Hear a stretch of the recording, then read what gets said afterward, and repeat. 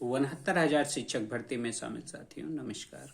मैं एडवोकेट शिवम पांडे 69,000 शिक्षक भर्ती का एक अभ्यर्थी भी हूँ। 2019 से संघर्ष चल रहा है, आप लोगों को ज्ञात भी है। 2020 में जब यह सुनिश्चित हुआ कि 1,46,000 अभ्यर्थियों के संगत चयन नहीं हो पाएगा, तब मेरे द्वारा चयन हेतु दो अलग अलग प्रयास किए गए। एक परमादेश याचिका आर्टिकल 32 के तहत 20 से 22,000 सीटों को बढ़ाने के लिए, और दूसरा EWS आरक्षण 69,000 शिक्षक भर्ती में क्यों नहीं दिया गया, इसके लिए प्रयास प्रारंभ हुआ। परमादेश याचिका आप जानते ही हैं कि इलीगल टकला टीम के कारण बीच में एक मेरी ही याचिका की कॉपी कराकर एक याचिका डालकर विनोद कुमार के नाम से वह याचिका डाली गई थी, उसको खारिज करा दिए, जिस कारण से अनवरत 3 बार सुनवाई हो चुकी मेरी याचिका ग्राउंडलेस हो गई और सरकार को बहाना मिल गया कि हाँ, इस प्रकार की सेम पैरेलल ग्राउंड की प्रेयर खारिज हो चुकी है।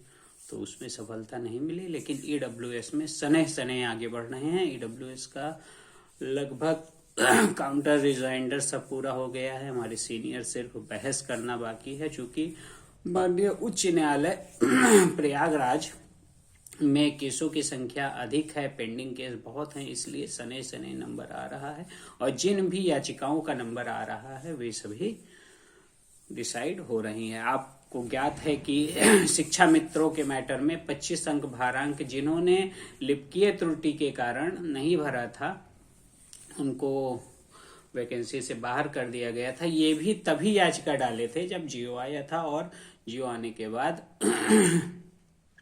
दोबारा चांस नहीं मिला था कि फॉर्म में संशोधन कर लें, तभी हमारे साथ ही याचिका डाले थे। 2 साल के अनवरत प्रयास के बाद आज इन लगभग 138 लोगों को नियुक्ति का आदेश मिला है। इसी आधार पर 1 नंबर वाले भी अभी जीवित हैं, 1 नंबर वालों को भी नियुक्ति का आदेश हो चुका है। लेकिन जो कोर्ट में थे, सुचारू रूप से जो लड़ेगा और जो सही तरीके से लड़ेगा, सही व्यक्ति के साथ लड़ेगा, साथियों, उसी को नौकरी मिलेगी।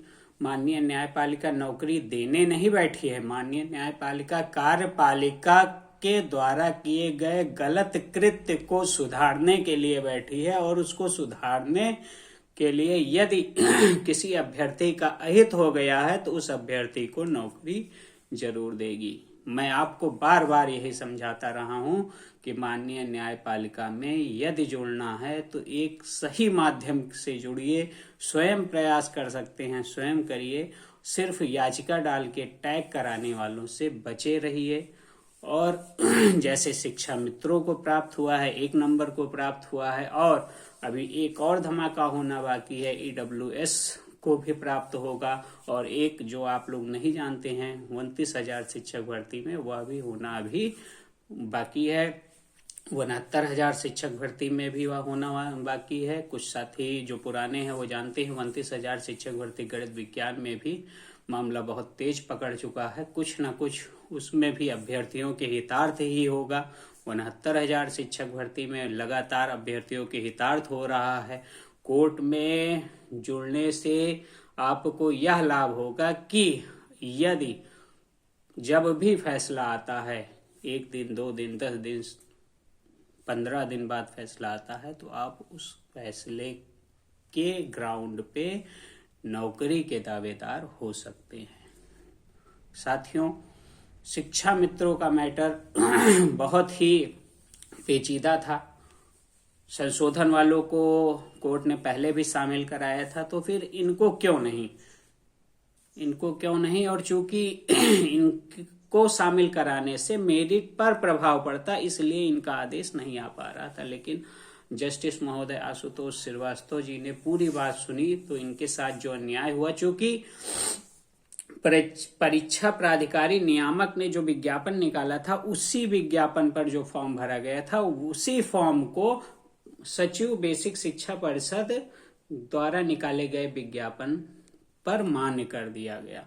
ऐसा करना सरासर गलत है, क्योंकि सचिव बेसिक शिक्षा परिषद ही रिक्रूटमेंट प्रोसेस का विज्ञापन निकालते हैं। तो फिर इनको पुनः फॉर्म भरवाना था, संशोधन करवाना था, कोई कमी रह गई हो तो उसको करवाना था।